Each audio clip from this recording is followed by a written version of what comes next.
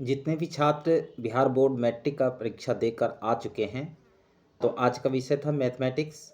तो अपना अपना आंसर की मिला लीजिए, क्योंकि यहाँ पर जो भी आंसर मिलेगा बिल्कुल सटीक मिलेगा और सही मिलेगा। तो चलिए पहले प्रश्न की ओर चलते हैं।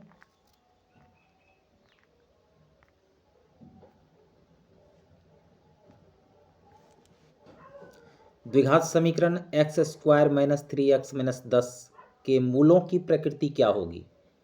तो इसके लिए हमको मूल निकालने के लिए पहले क्या करते थे, ए बी सी निकाल करके डी निकालेंगे। तो डी का वैल्यू निकल जाएगा 49, ठीक है, अर्थात डी ग्रेटर देन 0 होगा।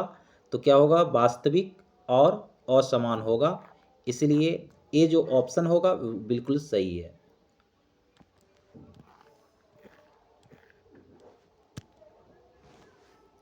द्विघात समीकरण B X square plus A X plus C equal to 0। तो कहता है इसमें विवेचक का मान यानी डी निकालना है। तो डी बराबर क्या होता है, बी स्क्वायर माइनस 4ac।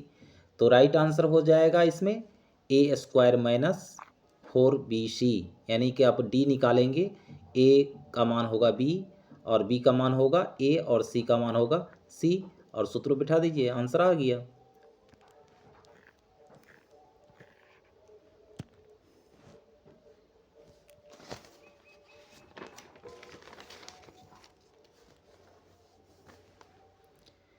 यदि 3x y तथा 15 समांतर श्रेणी में है, तो x प्लस वाई का इसमें करा मान, तो x प्लस वाई का मान हो जाएगा 18।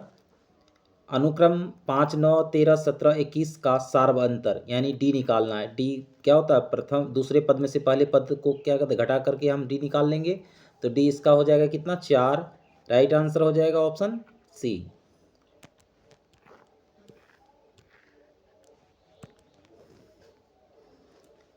अब 5 नंबर प्रश्न है कि 13वां पद क्या होगा, ठीक है, यानी a प्लस 12d निकालेंगे। तो a का मान -5 होगा और d निकाल देंगे -1 -5 करके, ठीक है। तो इसका 13वां पद हो जाएगा 43। ऑप्शन सी जो होगा वो राइट आंसर होगा।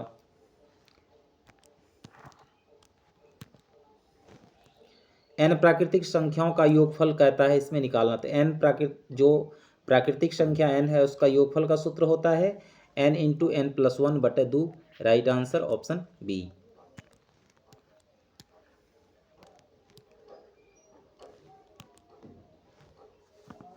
अब 7 नंबर प्रश्न है कि 11 जोड़ 12 जोड़ 13 प्लस 45 यानी कि अंतिम पद क्या है, 45।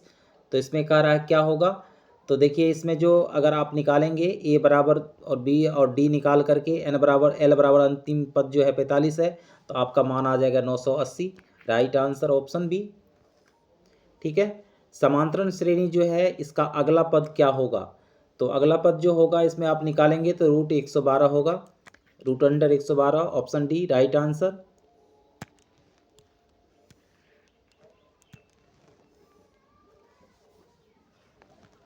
समांतर श्रेणी में कितने पदों का योगफल 406 होगा। तो ए और डी निकाल करके और एन हमें निकालना होगा, एस एन का सूत्र लगा देंगे, ठीक है।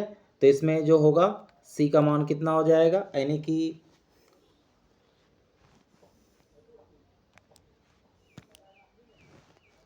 अब प्रश्न संख्या 9 है, समांतर श्रेणी 3, 7, 11, 15 के कितने पदों का योगफल 406 होगा। यानी कि अंतिम पद हमें मालूम है, ठीक है। तो इसमें क्या करेंगे, ए और डी निकाल करके एस एन निकाल लेंगे। तो एस एन जब निकालेंगे तो कितना आएगा आंसर, 14, ठीक है। यानी 14 पदों का एन बराबर होगा 14, 14 पदों का जो योगफल होगा वो 406 होगा।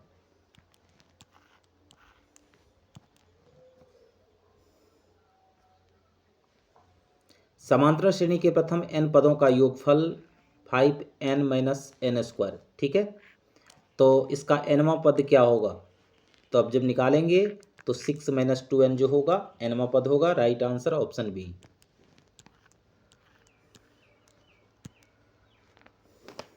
अब 11 नंबर प्रश्न है, यदि दो वृत्तों की परिधि की अनुपात कितना है, 3:4। तो क्षेत्रफल का अनुपात क्या होगा। तो क्षेत्रफल का जो अनुपात होगा वह होगा 9:16, ठीक है, ऑप्शन ए।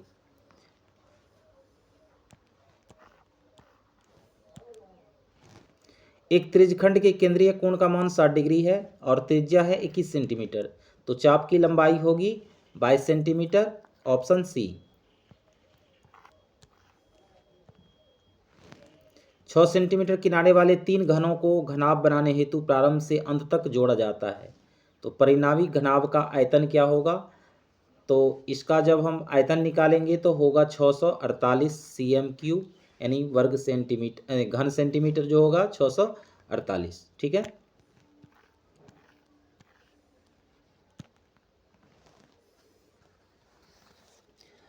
अब है, यदि दो गोलों का पृष्ठ क्षेत्रफल 16:9 है, ठीक है, तो कह रहा है इनका अनुपात का, आयतन का जो है अनुपात हमें निकालना है, ठीक है। तो 64:27 जो होगा, आंसर आ जाएगा ऑप्शन बी। यदि घन का संपूर्ण पृष्ठीय क्षेत्रफल दिया हुआ है 864, तो इसका आयतन हमें निकालना होगा, तो आयतन आपका निकल के आएगा 1728 घन सेंटीमीटर, ठीक है। यदि घनाभ के 3 आसन्न फलकों का क्षेत्रफल दिया हुआ है XYZ, तो घनाभ का आयतन क्या होगा? तो घनाभ का आयतन हो जाएगा √XYZ।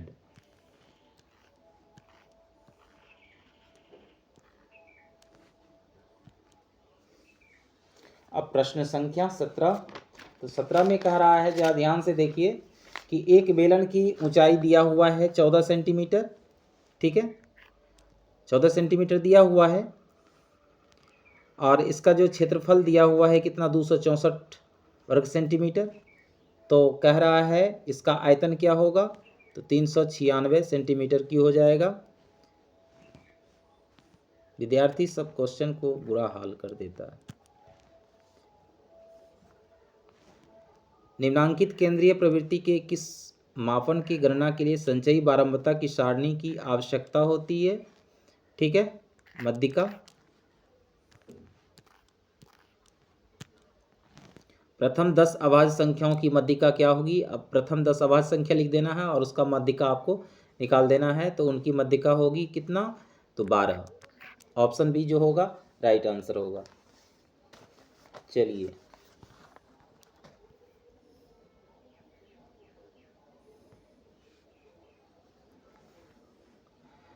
सममित बारंबारता वितरण सारणी में क्या होता है? तो इसमें होता है माध्य बराबर बहुलक बराबर माध्यिका, तीनों क्या होता है? बराबर होता है। राइट आंसर होगा ऑप्शन सी। चलिए 21 नंबर प्रश्न की ओर बढ़ते हैं। 21 नंबर प्रश्न है, किन्हीं दो धनात्मक पूर्णांक ए और बी के लिए यूक्लिड विभाजन प्रेमिका के अनुसार अद्वितीय पूर्णांक क्यू और आर होता है, यानी शेषफल। तो समीकरण ए बराबर बी क्यू प्लस आर को कौन संतुष्ट इसमें करता है? तो ऑप्शन जो है ए जो है 0 less than B less than R जो है इस ऑप्शन को बिल्कुल सही संतुष्ट करता है, तो राइट आंसर हो जाएगा ऑप्शन ए। चलिए अब 22 नंबर प्रश्न को बढ़ते हैं। तो 22 नंबर प्रश्न है, यूक्लिड विभाजन एल्गोरिथम के अनुसार इतना का मौसा हमको निकालना है। आप लोग मौसा निकाल दिए होंगे, कितना आया होगा? 51 राइट आंसर होगा।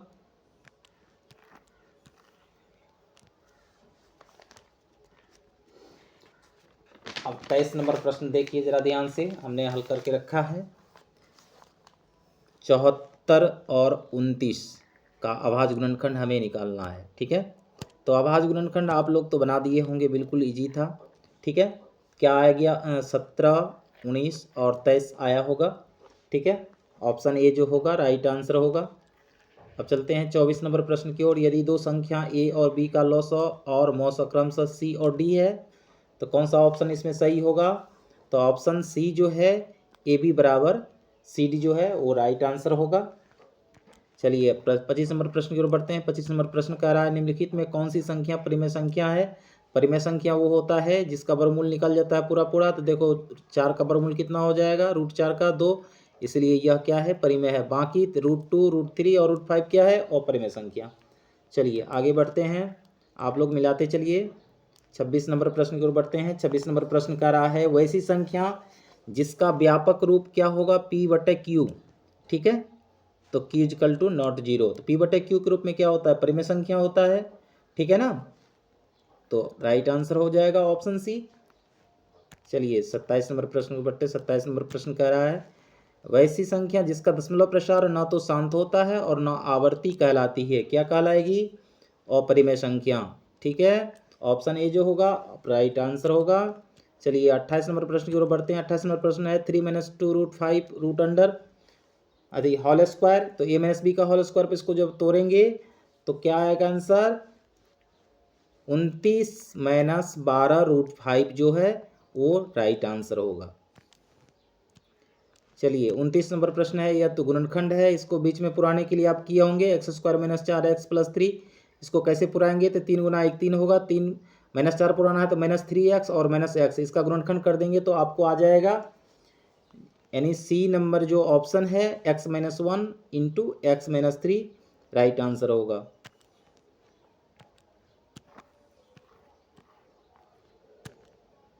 चलिए प्रश्न संख्या 30 की ओर बढ़ते हैं। आप लोग प्लीज़ वीडियो को लाइक ज़रूर कर दीजिए, लाइक आप लोग नहीं करते हैं। चलिए 30 नंबर प्रश्न कह रहा है कि x² + 7x + 10 के शून्यक हैं। अब इसका गुणनखंड निकालेंगे तो दो घात बहुपद है तो दो शून्यक ही होगा, तो राइट आंसर हो जाएगा -2 और -5। ठीक है, ऑप्शन ए। चलिए 31 नंबर प्रश्न है। 31 नंबर प्रश्न है कि विकर्ण की लंबाई दी हुई 10 सेंटीमीटर और 24 सेंटीमीटर, तो कह रहा है उसकी प्रत्येक भुजा की लंबाई कितनी होगी, तो आपका आंसर निकल के आएगा 13 सेंटीमीटर। चलिए 32 नंबर प्रश्न पर बढ़ते हैं। 32 नंबर प्रश्न कह रहा है कि बाह्य बिंदु से किसी वृत्त पर कितनी स्पर्श रेखा खींची जा सकती है, तो 2 स्पर्श रेखा खींची जा सकती है, राइट आंसर होगा ऑप्शन बी। चलिए 33 नंबर प्रश्न की ओर बढ़ते हैं। 33 नंबर प्रश्न कह रहा है यदि किसी वृत्त की त्रिज्या तथा बाह्य बिंदु से वृत्त पर खींची गई जो स्पर्श रेखा है उसकी लंबाई क्रमशः 7 सेंटीमीटर और 24 सेंटीमीटर है।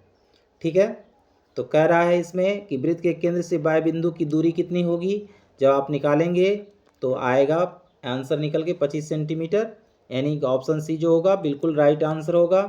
चलिए 34 नंबर प्रश्न को बढ़ते हैं। 34 नंबर प्रश्न में कह रहा है कि यदि वृत्त की जीवा तथा त्रिज्या की लंबाई 16 और 17 सेंटीमीटर है तो वृत्त के केंद्र से जीवा की लंबाई कितनी हो जाएगी, 15 सेंटीमीटर। ठीक है, चलिए 35 नंबर प्रश्न को बढ़ते हैं। 35 नंबर प्रश्न कह रहा है 35 नंबर प्रश्न है कि चक्रीय चतुर्भुज के सम्मुख कोणों के किसी भी युग्म का योगफल जो होता है वह समकोण होता है। ठीक है ना, कितना समकोण होगा ये देखना है। तो चतुर्भुज के सम्मुख कोणों का योगफल कितना होता है, 180 डिग्री, यानी 2 समकोण, यानी समकोण 90 डिग्री का होता है तो 2 समकोण होगा। ठीक है, अर्थात राइट आंसर क्या हो जाएगा, ऑप्शन डी। चलिए अगले प्रश्न की ओर बढ़ते हैं। अगला प्रश्न कह रहा है निम्नांकित रेखा युग्मों में से कौन किसी वृत्त से समांतर नहीं हो सकता है, तो 2 स्पर्श रेखाएं जो होती है वो क्या होता है, समांतर नहीं होता है, क्योंकि 2 व्यास हमेशा वृत्त के केंद्र पर क्या होता है, एक दूसरे को काटती है, इसलिए वो समांतर नहीं होता है। चलिए प्रश्न संख्या 37 की ओर बढ़ते हैं। 37 कह रहा है यदि वृत्त की किन्हीं 2 त्रिज्याओं के बीच का कोण कितना है, 130 डिग्री, तो त्रिज्याओं के अंतिम सिरों पर स्पर्श रेखा के बीच का कोण कितना होगा, तो आपका आंसर निकल के आएगा 50 degree, right answer option C. चलिए प्रश्न संख्या 38 की ओर बढ़ते हैं। आप लोग फटाफट आंसर मिलाते चलिए। ठीक है, समांतर चतुर्भुज के विकर्ण बराबर है, तो कह रहा है एक दूसरे समकोण पर समद्विबाहु त्रिभुज एक दूसरे को क्या करता है, समद्विभाजित करता है, तो चतुर्भुज कौन सा होगा, तो वह क्या कहलाएगा, वर्ग कहलाएगा, राइट आंसर होगा ऑप्शन बी। प्रश्न संख्या 39 कह रहा है समचतुर्भुज के विकर्णों में क्या संबंध होता है, तो समचतुर्भुज के जो विकर्ण होते हैं उसमें संबंध होता है कि समकोण पर समद्विभाजित करता है विकर्ण। ठीक है, राइट आंसर ऑप्शन सी। चलिए प्रश्न संख्या 40, किसी वृत्त के केंद्र पर कोण AOB है और परिधि ACB है, जहाँ सी वृत्त के बृहद चाप पर स्थित है, तो कोण ACB क्या होगा, तो कोण AOB/2 होगा, राइट आंसर ऑप्शन सी। चलिए प्रश्न संख्या 41 की ओर बढ़ते हैं। प्रश्न संख्या 41 आप लोग फटाफट मिलाते चलिए। ठीक है, बिल्कुल राइट आंसर बता रहा हूँ, आप लोग हम निकाले हुए हैं इसलिए आप लोग को बताते जा रहे हैं सिर्फ आंसर, क्योंकि वीडियो लंबी हो जाएगी। चलिए 41 नंबर प्रश्न है कि यदि किसी बारंबारता वितरण का माध्य तथा बहुलक क्रमशः 28 और 16 है तो उसकी माध्यिका क्या होगी? तो उसकी माध्यिका हो जाएगी 24।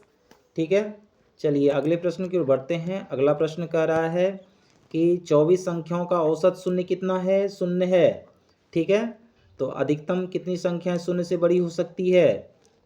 तो 23 जो है वह शून्य से अधिक होगा। ठीक है, अधिकतम संख्या कितना हो जाएगा? 23। चलिए अगले प्रश्न की ओर बढ़ते हैं। अगला प्रश्न है एक निश्चित घटना की प्रायिकता क्या होती है? यानी एक होती है। ठीक है, निश्चित घटना की प्रायिकता एक।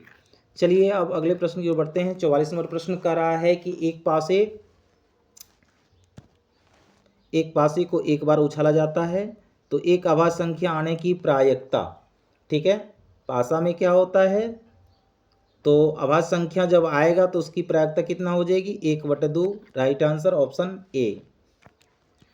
चलिए 45 नंबर प्रश्न, निम्नांकित में कौन सा विकल्प किसी घटना की प्रायिकता नहीं हो सकती है? ठीक है, तो दशमलव जो है 1.2 यह किसी घटना की प्रायिकता नहीं हो सकती। चलिए अगले प्रश्न को बढ़ते हैं। अगला प्रश्न है कि घटना जो है इसकी प्रायिकता को क्या दर्शाता है? तो 0 लेस देन प्रायिकता ई लेस देन 1 जो होता है, ये ऑप्शन सी जो होगा राइट आंसर होगा। चलिए अगले प्रश्न की ओर बढ़ते हैं। प्रश्न संख्या 47,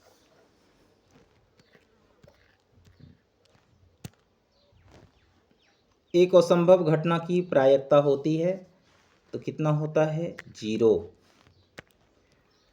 प्रश्न संख्या 48 है एक पासे को एक बार उछाला जाता है। ठीक है, तो विषम संख्या आने की प्रायिकता जो होगी 1/2। 1 से 30 तक की संख्याओं में से यादृच्छा एक संख्या को चुन लिया जाता है तो चुनी गई संख्या अभाज्य संख्या होने की प्रायिकता हमें ज्ञात करना है। कितना हो जाएगा? 3/10 राइट आंसर। चलिए अगले प्रश्न की ओर बढ़ते हैं। प्रश्न संख्या 50 में कह रहा है किसी खेल के जीतने की प्रायिकता 0.4 है तो उसे हारने की प्रायिकता क्या होगी? तो आपका राइट आंसर निकल के आएगा, यानी 1 - 0.4 करेंगे तो 0.6 होगा राइट आंसर। चलिए अगले प्रश्न की ओर बढ़ते हैं। प्रश्न संख्या 51, इसका हमें शून्यक का योगफल ज्ञात करना है। शून्यक के योगफल अर्थात alpha plus beta. Alpha plus beta का सूत्र क्या होता है? -b/a। सूत्र पर आप निकालेंगे तो आंसर निकल के आएगा ऑप्शन बी 7/6। चलिए प्रश्न संख्या 52, इसका कह रहा है शून्यक का गुणनफल ज्ञात करना है। गुणनफल अर्थात अल्फा इंटू बीटा। तो अल्फा इंटू बीटा बराबर क्या होता है? c/a। तो c/a अगर निकालेंगे तो 1 क्या हो जाएगा? 2। ठीक है, लेकिन यहाँ पर देखिए अल्फा इंटू बीटा यानी c/a तो 1/2। ठीक है, तो कितना आएगा? Alpha plus beta minus b/a alpha into c/a। तो c हो गया 1 और a हो गया 2। 1/2 आएगा, ऑप्शन डी जो होगा राइट आंसर होगा। चलिए अगले प्रश्न की ओर बढ़ते हैं। अगला प्रश्न कह रहा है -3 तथा 2 वाला बहुपद। -3 और 2 वाला बहुपद, बहुपद का सूत्र लगाएंगे, इसको बिठा देंगे तो क्या आएगा आंसर? ऑप्शन बी जो होगा वो राइट आंसर होगा। चलिए 54 नंबर प्रश्न क्या कह रहा है? 54 नंबर प्रश्न कह रहा है रैखिक समीकरण युग्म में दिया हुआ है, इसका आलेखीय निरूपण क्या होगा? तो a1 b1 c1 निकालेंगे, a2 b2 c2 निकालेंगे तो हमारे पास क्या आएगा? 1/3 और 1/4। दोनों बराबर नहीं है, शुरू में ही कट गया। a1/a2 अब इजकल टू नॉट b1/b2 तो क्या होगा? प्रतिच्छेदी रेखाएं होगी, ऑप्शन ए जो होगा राइट आंसर होगा। चलिए प्रश्न संख्या 55 की ओर बढ़ते हैं। प्रश्न संख्या 55 है कि सेम उसी तरह है, इसका क्या हल होगा? अगर तीनों बराबर है, देखिए a1 b1 c1 तीनों बराबर है तो अनेक हल होगा। ठीक है ना, और परिमित रूप से समीकरण का अनेक हल होगा, अर्थात ऑप्शन बी जो होगा राइट आंसर होगा। चलिए प्रश्न संख्या 56 की ओर बढ़ते हैं। प्रश्न संख्या 56 कह रहा है कि आलेखीय निरूपण जो समांतर रेखाएं हो तो, ठीक है, तो जब आलेख होगा तो शुरू में कट जाएगा A1/A2 equal to not B1/B2, ठीक है ना। और अगर क्या कह रहा है कि समांतर रेखा होगी, अगर समांतर रेखा होगी तो वो उसका आलेख नहीं बनेगा, ठीक है। आलेख बनेगा लेकिन समांतर में बनेगा, तो ऑप्शन क्या होगा, A1/A2 equal to B1/B2 equal to not C1/C2, यानी कि लास्ट में जो है वो नहीं मिलेगा, जिसके कारण से रेखाएं जो आलेख बनाएंगे तो कैसी होगी, समांतर होगी। चलिए अगले प्रश्न की ओर बढ़ते हैं। प्रश्न संख्या 57 नंबर प्रश्न देखते हैं क्या है।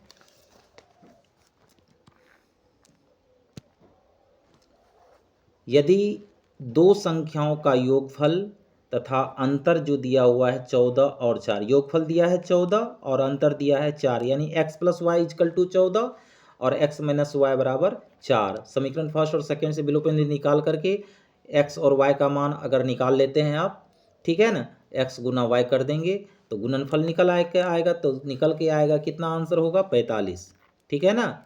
अर्थात 9 और 5 आंसर आएगा, दोनों गुना करेंगे 45 आ जाएगा। चलिए अब प्रश्न संख्या 58 की ओर बढ़ते हैं। प्रश्न संख्या 58 कह रहा है कि यदि शांत जल में नाव की चाल 8 किलोमीटर प्रति घंटा है और धारा की चाल है 3 किलोमीटर प्रति घंटा, तो धारा के प्रतिकूल नाव की अपेक्षित चाल हमें निकालना है, तो निकल के आएगा 5 किलोमीटर प्रति घंटा। चलिए अगले प्रश्न की ओर बढ़ते हैं। प्रश्न संख्या 59 कह रहा है कि इतना जो है द्विघात समीकरण कहलाता है, तो वास्तविक संख्या क्या होगी, तो a इजकल टू नॉट 0, ठीक है।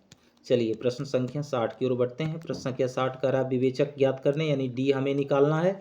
d बराबर सूत्र क्या होता है, b² - 4ac, तो आप d जब निकालेंगे तो 76 निकल के आएगा आंसर।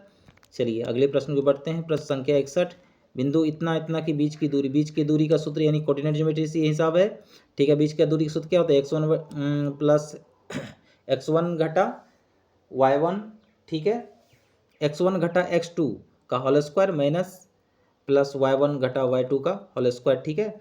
और रूट अंडर पर निकाल देंगे, बीच की दूरी का सूत्र निकल के सामने आ जाएगा, तो बीच का दूरी का निकालेंगे तो निकल के आएगा 10 इकाई, right answer option B.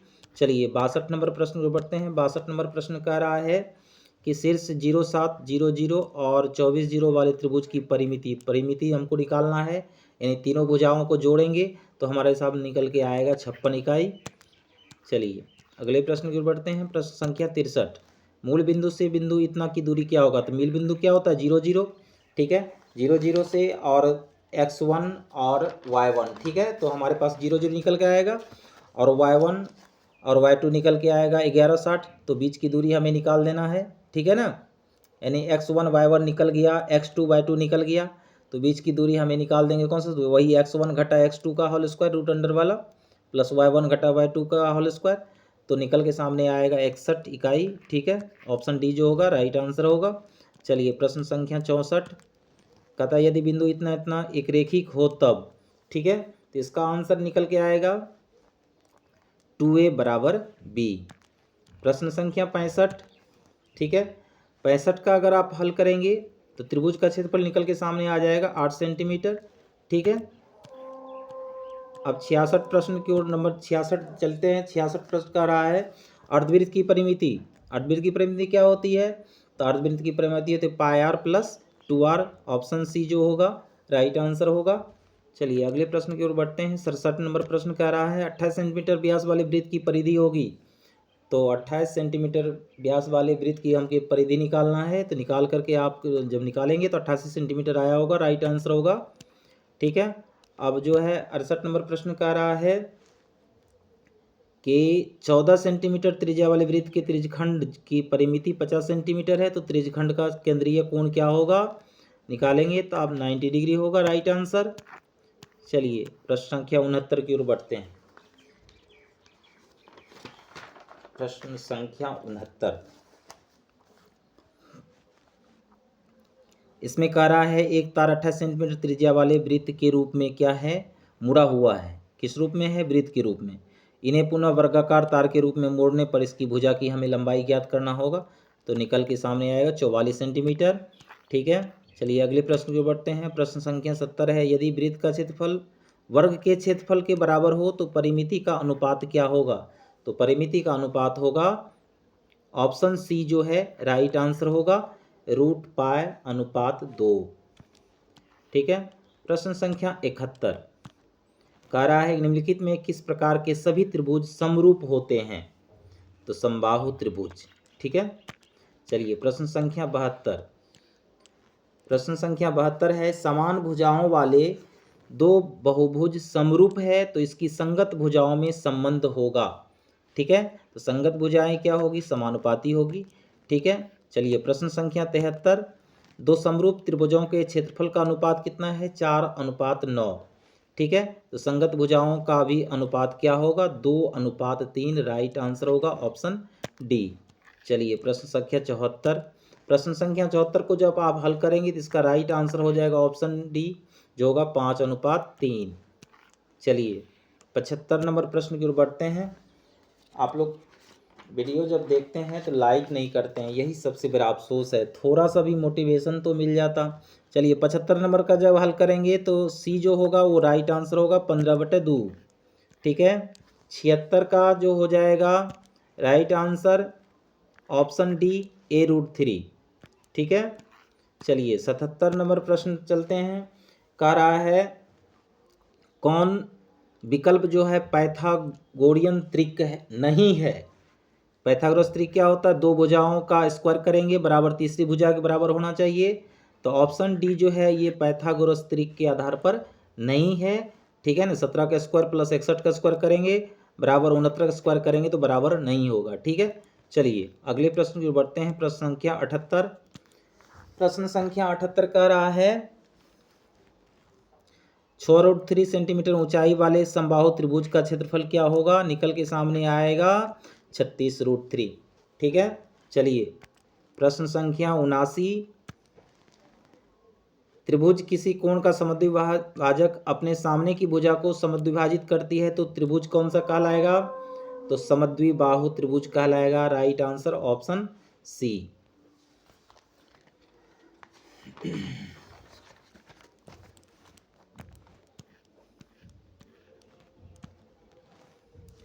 80 number जो प्रश्न है उसका आंसर हो जाएगा ऑप्शन ए। मिलाते चलिए आप लोग, बहुत लंबी वीडियो हो गया है। ठीक है। 81 का अगर साइन थीटा बराबर दिया हुआ 45/53 तो कॉस थीटा का मान आपको निकालना है। लंब बटे क्या हो जाएगा? कर्ण। आधार निकाल करके कॉस थीटा का मान आप निकाल लीजिएगा तो आंसर निकल के आएगा ऑप्शन बी जो होगा 28/53। चलिए 81 के बाद 82 में है कि इतना साइन 29 डिग्री और कॉस 61 डिग्री, इसका हमें मान निकालना है। तो आपको निकालना है वही थीटा जो है पूरक कोण के आधार पर, तो आप निकालेंगे तो क्या हो जाएगा? सी जो होगा राइट आंसर होगा ऑप्शन सी। ठीक है। चलिए अब 83 नंबर प्रश्न को बढ़ते हैं। 83 नंबर प्रश्न बहुत लंबी वीडियो हो गया है इसलिए वहाँ आंसर बनाते जा रहे हैं। आप फटाफट चिन्ह अपना मिलान कर लीजिए। ठीक 83 का हो जाएगा सी। ठीक है। 84 नंबर प्रश्न का हो जाएगा आंसर आपका राइट बी। ठीक है। 85 नंबर को जब आप हल किए होंगे तो ए जो होगा वह ऑप्शन सही होगा। 86 में कह रहा है कि सेक थीटा बराबर कोसेक थीटा, तो थीटा का हमें मान निकालना है। ठीक है।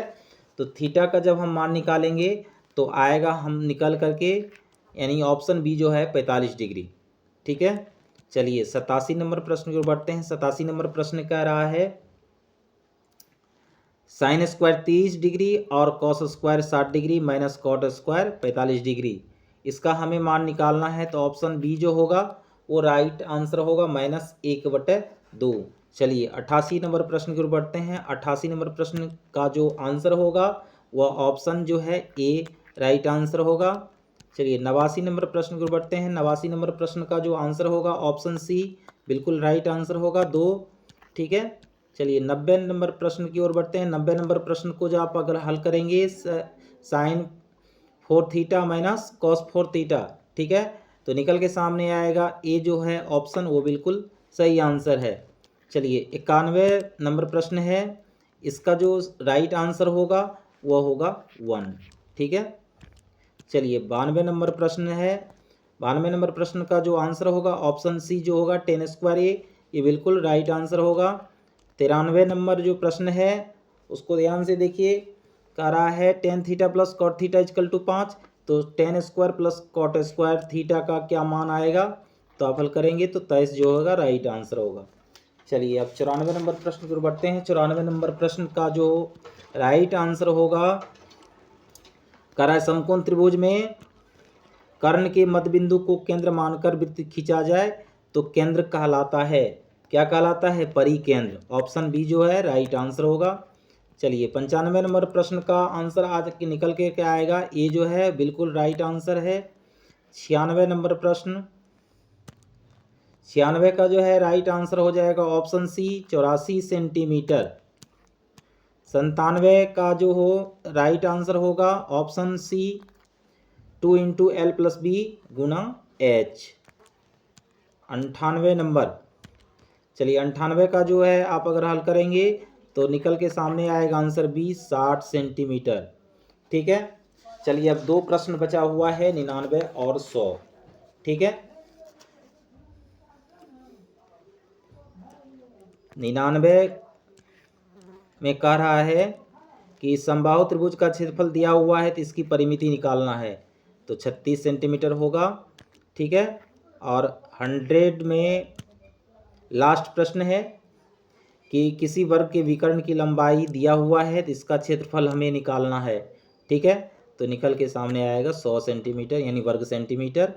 ठीक है, तो ये था मैथमेटिक्स का, शॉर्ट में हमने बता दिया, अगर जब हल करके बताते तो वीडियो लंबी हो जाती। ठीक है, तो आप लोग अपना अपना आंसर मिला लीजिए। ठीक है, वीडियो पसंद आए तो लाइक सब्सक्राइब एंड शेयर अवश्य करें। धन्यवाद।